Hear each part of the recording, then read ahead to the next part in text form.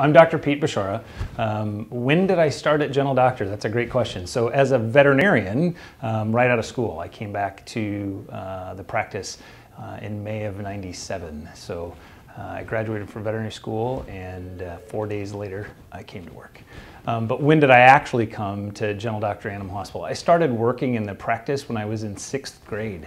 I was nearly 6 foot tall in 6th grade, and so I got to come to work with my father, and started an after-school kind of program where I worked in the practice after school a little bit at first, and then on weekends and that kind of stuff, doing kennels. But yeah. It's been a long time. In my tenure, the explosion of knowledge and diagnostic ability in veterinary medicine is probably unlike any other 20-year period in veterinary medicine. It has just been amazing.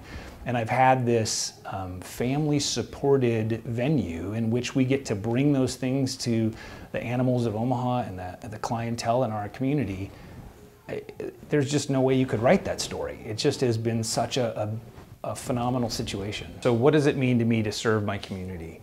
I think the mantra for the practice about service before self is something we try and demonstrate in everything that we do.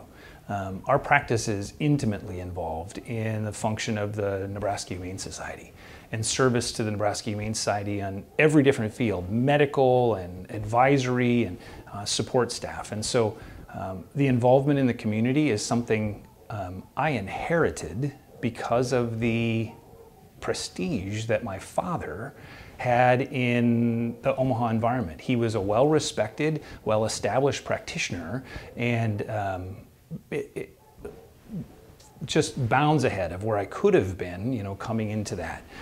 Some of his key clientele introduced me to the people that have now been so influential in our ability to continue to help the community at large.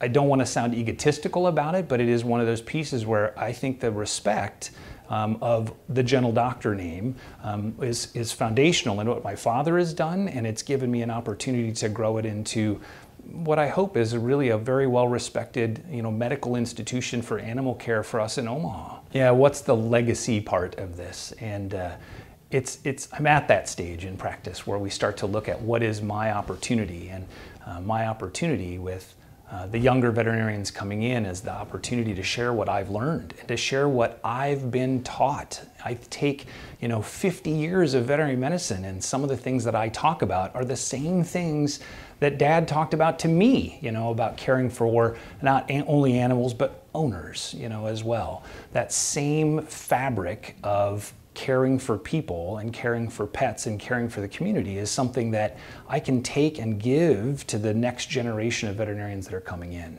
So that legacy component of practice, so very valuable. And one of the pieces about it is that everyone that's here, everyone that's a part of our team, honestly believes that what we do every day makes the difference in the lives, not just of the animals that we care for, but the people that are a part of those animals' lives.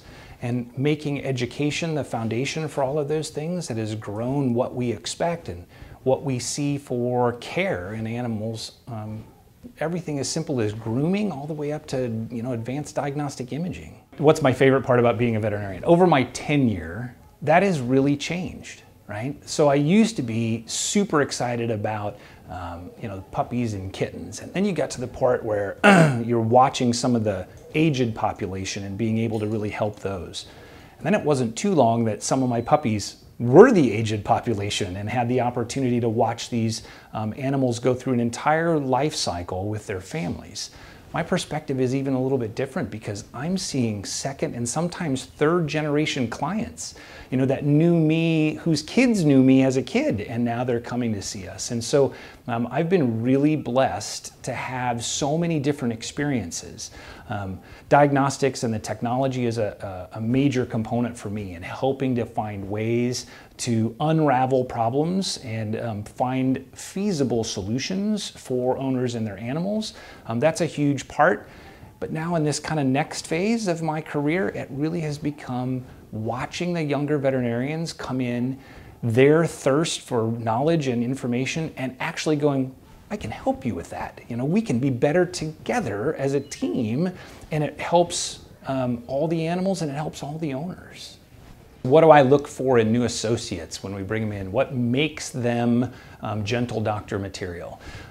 So I'll tell you, veterinary medicine is very competitive, and I think anybody who graduates from a veterinary college is an amazing individual in the first place. Something has driven them to do something for another species, right? That is an amazing characteristic. So all of those people are great, but what are the things that I look for specifically that would make a person a great team member? Communication is a part of that. Being able to talk, being able to bring some complicated things about an animal that we're 100% emotional about and make it tangible so that we can make good decisions together.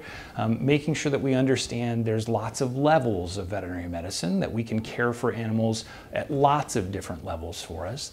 But probably the most important component for me is that when I'm talking with someone about coming to work at a veterinary practice and what motivates them and what keeps them engaged, they truly have to believe that what they're offering, what they're providing to that client is something that changes the lives of the animal as well as the owner.